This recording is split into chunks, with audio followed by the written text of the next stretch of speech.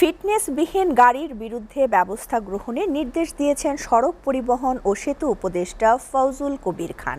তিনি জানান ২৫ বছরের পুরনো গাড়িকে মে মাস পর্যন্ত সময় দেওয়া হয়েছে, তবে এখন থেকেই ফিটনেসবিহীন গাড়ির বিরুদ্ধে ব্যবস্থা নেওয়া হবে। সকালে বিআরটিএ ভবনে সড়ক দুর্ঘটনা রোধ ও সড়ক নিরাপত্তা নিয়ে মতবিনিময় সভায় একথা বলেন উপদেষ্টা ফয়জুল কবির খান। সঞ্চিতা প্রিয়র প্রতিবেদন।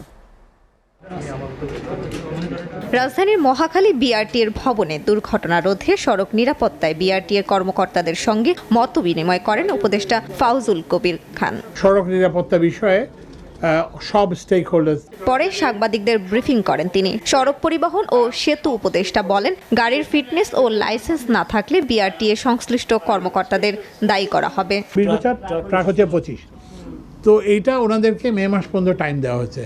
আমরা আগে একটা সভা করছিলাম মে মাস পর্যন্ত, কিন্তু এখন থেকে এটা থাকবে। ওই ফিটনেস না পেলেই কিন্তু ফিটনেস লাইসেন্স ক্যান্সেল করা হবে অথবা ডাম্পিংয়ে পাঠানো হবে। গাড়ির ফিটনেস নাই, ড্রাইভারের লাইসেন্স নাই, এইসব দুর্ঘটনার জন্য বিআরটিএর সংশ্লিষ্ট অফিসারকে সরাসরি দায়ী করা হবে।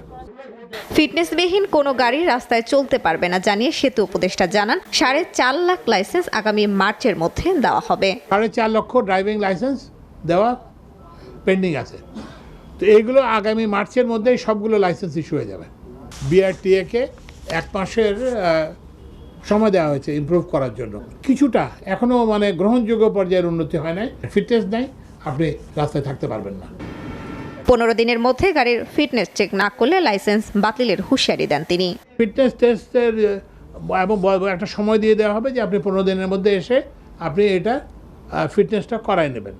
তো ফিটনেস যদি যে করায় সেটা হয়ে গেল, আর যিনি করাবেন না তাকে আরেকটা সর্বশেষ নোটিশ দেওয়া হবে, এবং ওই নোটিশের পরে যদি কেউ না আসেন তাহলে তার ফিটনেস সার্টিফিকেট বাতিল করে দেওয়া হবে।